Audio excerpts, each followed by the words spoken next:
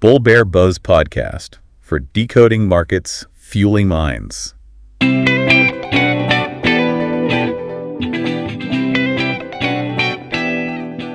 Okay, let's unpack what was a truly electrifying Tuesday, April 15th, 2025 for the Indian stock market. You might have heard rumblings, but the Sensex and Nifty 50 weren't just up. They really took off. They certainly did. Big moves. We're talking about the Sensex closing north of 76,700. That's a hefty jump over 1,500 points, landing at around a 2.1% gain. Yeah, and the Nifty followed suit, closing above 23,300 with a, similar percentage increase. Pretty dramatic stuff. Absolutely. And what's fascinating is that this wasn't just the big guys, right? The mid and small cap segments also saw a surge of buying. That's right. Both clocking in gains of over 3%. BSE mid-cap over 3%, small-cap over 3.2%. It felt like a broad wave of optimism washed over the market. It really did. And a key indicator of that shift in sentiment was the India VIX. You can think of it as the market's collective anxiety meter. The fear gauge, yeah. Exactly. It plummeted by nearly 20%. A drop that's significant really signals a sudden easing of worry among investors. Well, nearly 20%. That's huge. It is, and this upswing seems to have been heavily influenced by more positive vibes coming from global markets as well. Right. International sentiment often sets the stage, doesn't it? Mm-hmm. But there was also a very specific piece of news that seemed to act like a shot of adrenaline. Ah, you mean the U.S. tariff talk? Exactly. U.S. President Trump hinting at tariff exemptions for smartphones and computers. That was definitely seen as a positive step. Mm-hmm. But here's where it gets really interesting, especially if you're following the auto sector. He also suggested a possible pause on those much-discussed auto tariffs. That was a crucial development, yeah. The possibility of auto tariffs has been hanging over the sector, so even a hint of a reprieve can significantly alter investor perceptions. Makes you wonder just how sensitive the market is to these kinds of policy signals. Absolutely. Very sensitive. We saw that sensitivity play out immediately with Tata Motors. Their stock price jumped by over 4% just on that news. Right after they'd halted U.S. shipments the week before, wasn't it? Exactly. So this tariff talk clearly gave them, and the market, a significant shot in the arm. It just highlights how quickly things can turn around based on policy expectations. It really does. And for a company like Tata Motors with such a global footprint, any indication of easing trade tensions with a major market like the U.S. is naturally going to be welcomed by investors. And all this positive energy translated into some serious wealth creation, at least on paper. Oh, yeah. What kind of numbers are we talking? In just that one trading session, the total market capitalization of BSE-listed companies jumped by roughly 10 lakh crore. 10 lakh crore, wow. And over the last two sessions combined, we're looking at the Sensex being up almost 4%, the Nifty climbing over 4%, and a staggering euro 18 lakh crore added to investor wealth. Those are the kind of numbers that really grab your attention. They certainly underscore the power of market movements. It's a reminder of the potential for rapid wealth generation, but also, the inherent risks involved in equity markets. So our mission in this deep dive is to really get under the hood of these big numbers for you. We want to understand the core reasons driving this significant upswing and what it could mean for your investment decisions. And as we touched on, the key sectors leading this charge were realty, banking, and auto. Worth keeping those in mind. Definitely. Identifying the sectors that are outperforming can often provide valuable clues about the underlying economic narratives at play. Okay, so where do we start? The trigger. Yeah. Well, let's dig a little deeper into what triggered this rally and get some expert takes. Shavaria Dadhich from Finant Asset Management called this move more of a relief bounce than a signal of a sustained bullish trend. What stood out to you about that assessment? Well, the emphasis on relief is crucial for listeners to understand, I think. He's suggesting that this jump is largely a reaction to the easing of negative pressures, primarily those tariff worries and the rebound in global markets, right, rather than a fundamental shift towards a strong, lasting uptrend. His point that the market craves certainty is also key. Yeah, because even with these tariff hints, the ongoing uncertainty surrounding U.S.-China trade relations is a factor that could still limit sustained enthusiasm. That makes perfect sense. Uncertainty can definitely make investors hesitant. We also heard from VK Vijayakumar at Geojit Financial Services, who mentioned that short covering likely played a significant role in the day's strength. Ah, short covering. Yeah. For those listeners who might not be familiar, can you explain what short covering is and why it could have fueled this rally? Sure. So imagine some investors have bet that a stock or index price will go down. They sell short, basically borrowing shares to sell them, hoping to buy them back later at a lower price. And pocket the difference. Exactly. Now, if the price unexpectedly rises like it did on Tuesday, they start losing money, potentially a lot. To limit these losses, they're forced to buy back those shares they shorted. So they have to buy, even though the price is going up. Right, and this buying activity adds to the demand and can push the price even higher, creating a bit of a snowball effect. That's short cover in a nutshell. Interesting. So it's like a rush to the exit for those who made the wrong bet, and that rush actually pushes prices up further. Precisely. It can exaggerate upward moves. However, Vijay Kumar also echoed Dadhich's caution, stressing that the uncertainty stemming from Trump's hints about sectoral tariffs is still a significant concern. Right, because even if some tariffs are paused, the threat of new ones isn't gone. He specifically pointed to potential renewed pressure on the Indian pharmaceutical sector. So even with some relief, the threat of new tariffs looms. Exactly. Particularly in sectors like pharma that have significant exports to the U.S., it introduces ongoing risk and can lead to market jitters. If you have investments in those sectors, this is definitely something to keep on your radar. Absolutely. Okay, now let's take a closer look at how different sectors performed on this big day. As we noted, it was largely positive across the board. It really was. What's striking is that every single sectoral index ended the day in positive territory, which really underscores the breadth of this rally. But some sectors really stood out, didn't they? Oh, yes. The Nifty Realty Index was the clear frontrunner, soaring by over 4.5%. That suggests a really strong wave of positive sentiment, specifically towards the real estate sector. Okay, 4.5% for realty. Who was next? Right behind them was the Nifty Auto, up by a solid 3.4%, which, as we discussed, likely got that boost from the tariff talk. Makes sense. And the Nifty Metal Index also saw a healthy 3% gain. But it wasn't just these top performers, though. Nifty Bank, IT, Infra, Oil and Gas, and Pharma all rallied by more than 2%. So pretty widespread strength. Very widespread. Even the FMCG index, which had seen some profit-taking earlier in the day, managed to climb back into positive territory by the closing bell. It shows pretty broad buying interest. This broad participation across diverse sectors really reinforces the idea that the positive global cues and the easing of tariff concerns had a significant and far-reaching impact on market sentiment. Definitely feels that way. And it wasn't just the big, well-known companies that saw gains, right? The broader market, specifically the mid and small cap stocks, really joined in on the action. That's a key point. Both the Nifty Midcap 100 and the Nifty Smallcap 100 indices gained around 3%. They weren't left behind. Now, Dadhich from Fitton Asset Management highlighted that there are selective opportunities within the small cap space driven by better valuations and stronger earnings in certain areas. But he also sounded a note of caution for listeners if they're heavily invested in this space, didn't he? Yes, he did. He emphasized that while there are definitely promising individual companies within the small cap segment, this part of the market tends to be more sensitive and vulnerable to global risks compared to larger, more established players. So potentially more volatile. Exactly.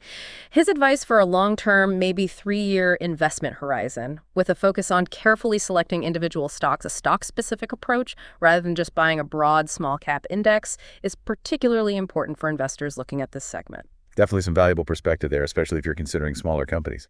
Now, let's talk about some specific stock movements. Adani Green Energy Ltd. had a particularly strong day, rallying nearly 5%. Right, and that seemed to be fueled by their announcement about operational capacity, yeah. Exactly, a significant jump. What's noteworthy about Adani Green's announcement for listeners is the sheer scale of their expansion in the renewable energy sector. What were the numbers again? A 30% year-on-year increase in operational capacity, reaching 14.2 gigawatts, with a near-term target of 15.2 gigawatts. That really signals strong growth in this area. That's substantial growth, and they mentioned specific projects. Yeah, the specifics of their new greenfield projects across Gujarat, Rajasthan, and Andhra Pradesh, along with the mix of solar and wind energy, provide a pretty concrete picture of this growth trajectory. Got it. And looking at the top gainers on the Nifty overall, we saw IndusInd Bank, Shriram Finance, L&T, Adani Enterprises, and of course Tata Motors leading the way. A mix of financials, infra, and auto there. Interestingly, there were only 2 stocks on the Nifty that ended the day in the red: ITC and HUL. Only 2 losers. Wow. That really underscores how positive the overall sentiment was. It does. That's a very small number of declining stocks, which again highlights the broad positive feeling that prevailed throughout the trading session. The performance of the top gainers often reflects the sectors that are currently attracting the most investor interest and capital. Makes sense. Now, for those listeners who like to keep an eye on the technical side of things, Samit Chavan from Angel One offered some interesting insights. He pointed out key support levels for the Nifty in case of a pullback. Okay, where might buyers step in? He suggested the 22,600 to 22,500 zone as the initial safety net.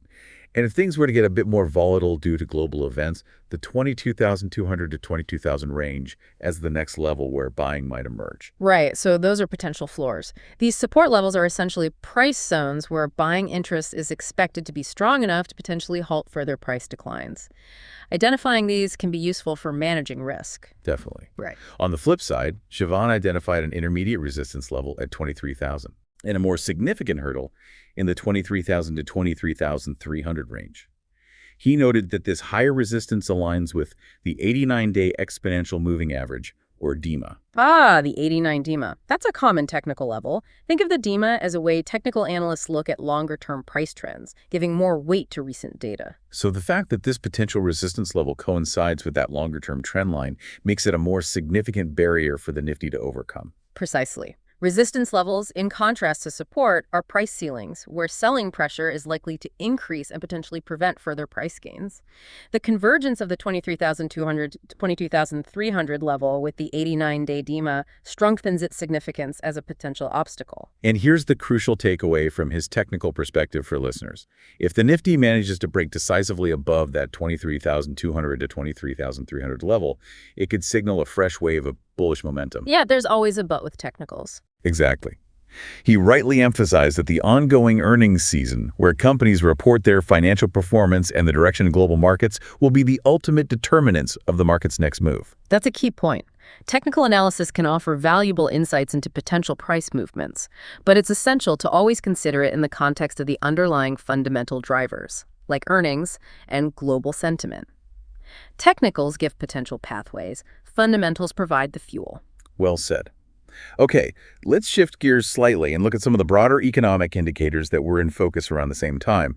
India's Wholesale Price Index, or WPI. Right, inflation at the wholesale level. It eased to 2.05% in March. That's down from 2.38% in February. That sounds like good news for overall price stability, right? It is encouraging, yeah. A moderation in WPI inflation suggests that price pressures are easing at the wholesale level, which can eventually, translate to lower prices for consumers down the line. And the drivers were mainly food and fuel. That's what the data showed. Largely driven by falling prices in food and fuel and power, which is significant as these are essential components that directly impact household budgets. We got some specific details on that. Prices for primary articles, which include food and crude oil, saw a notable drop. 1.07% decline there. Okay. Crude petroleum and natural gas prices also declined, about 2.4%, as did non-food articles and food articles themselves. The detailed breakdown offers a more granular understanding. For instance, the decrease in crude oil prices has a ripple effect across various industries, potentially lowering input costs. Although, interestingly, minerals saw a slight uptick in price, about 0.3%. A small counter trend there. The WPI food index also saw a bit of a dip, and food inflation eased to 4.66% in March from nearly 6%, 5.94% to be exact, in February. That's definitely something that provides some relief for consumers. Absolutely. Food inflation is such a critical factor influencing household spending and overall economic stability. Any easing there is generally viewed positively. However, the WPI for fuel and power presented a slightly more complex picture. It's a bit of a mixed bag. Oh, how so? Well, the overall fuel and power group index contracted by 0.91%, mainly due to lower electricity prices, down 2.3%, and mineral oil prices down 0.7%, but coal prices were unchanged. Okay, so lower electricity and oil help pull it down. Right, but the specific WPI fuel index itself actually ticked up a little to 0.20% in March, compared to negative 0.71% in February. I see.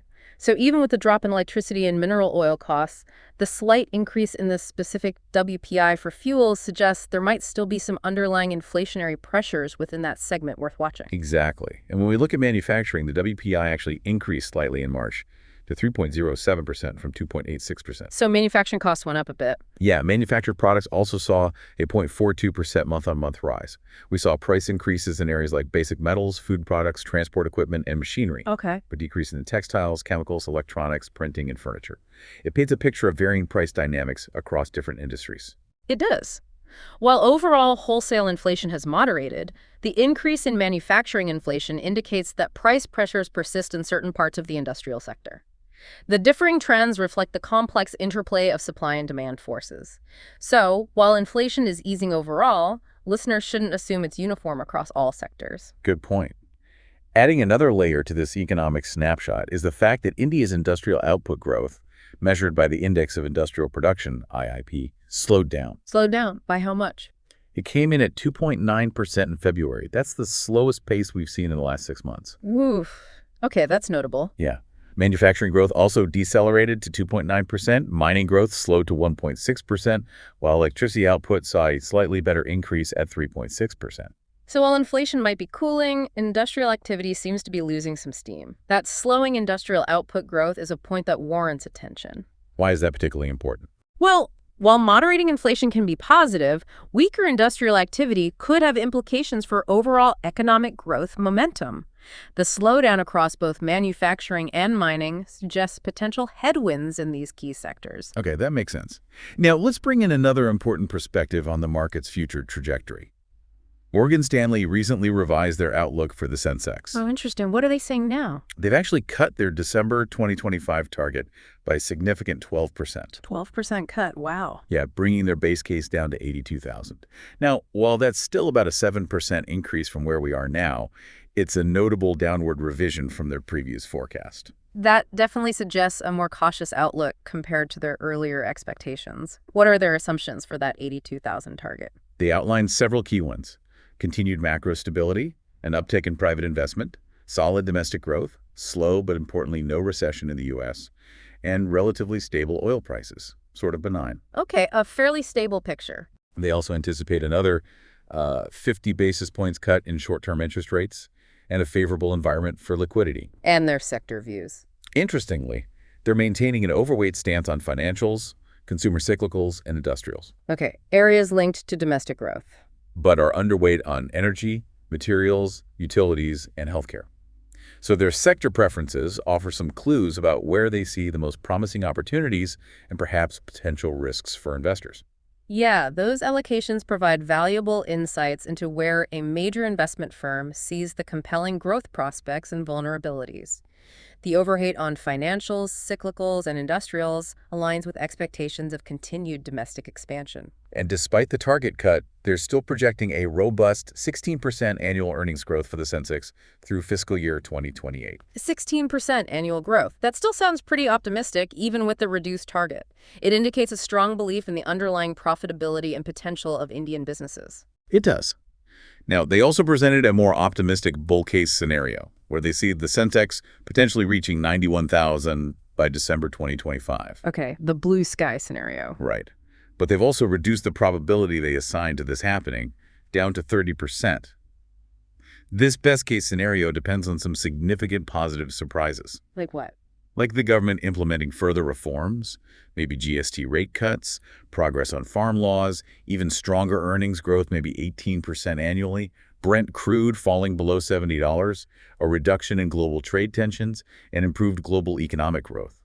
It's a scenario that requires a lot of favorable factors to align. Definitely needs a lot to go right. The bull case highlights the potential upside if a confluence of positive economic and policy developments were to materialize.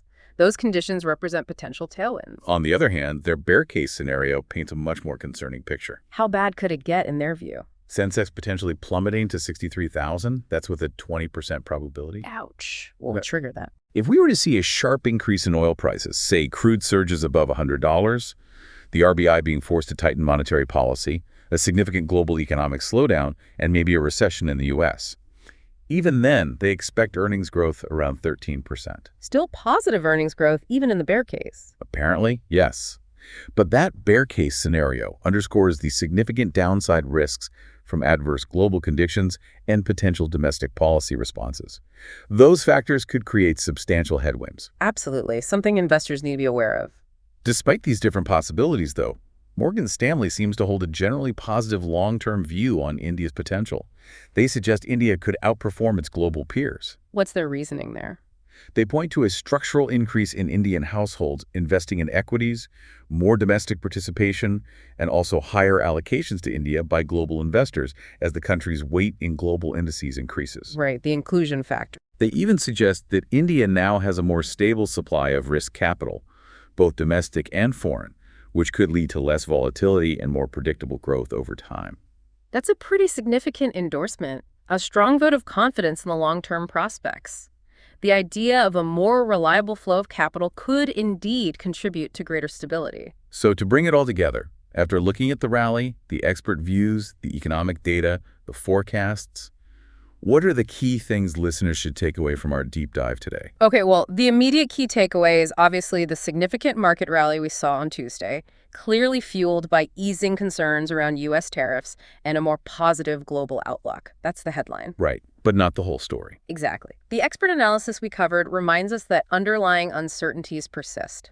This upswing might be more of a relief-driven bounce than a guarantee of sustained bullishness. That's caution point number one. Okay, and the economy. The economic data presents a mixed picture. Wholesale inflation easing is good news, but industrial output showing signs of slowing is a concern to watch. It's not all pointing in one direction. And the forecasts. Finally, the revised outlook from Morgan Stanley highlights both the potential for further gains, even their base case is higher, but also the considerable downside risks, depending on how global and domestic factors play out. It's a wide range of possibilities. Exactly. It's vital to keep these multiple perspectives in mind, the enthusiasm of a strong market day versus the more cautious analysis from market experts and the nuanced signals we're seeing from the economic indicators. And listeners need to be aware that volatility related to global events and trade policies is likely to remain a factor in the market. Precisely. The contrasting signals we've examined really underscore the complexity of the current economic and market landscape. So here's something to really think about as we wrap up. Given these contrasting signals, a really strong day in the market alongside downward revisions in longer-term forecasts, what does that tell you about the sometimes fleeting nature of market optimism? Interesting question. And maybe more practically, what specific factors do you think have the potential to most quickly shift investor sentiment right now, either positively or negatively? It's a complex interplay of forces, and understanding how they might impact your own investment strategy is definitely something worth considering as you navigate the market ahead.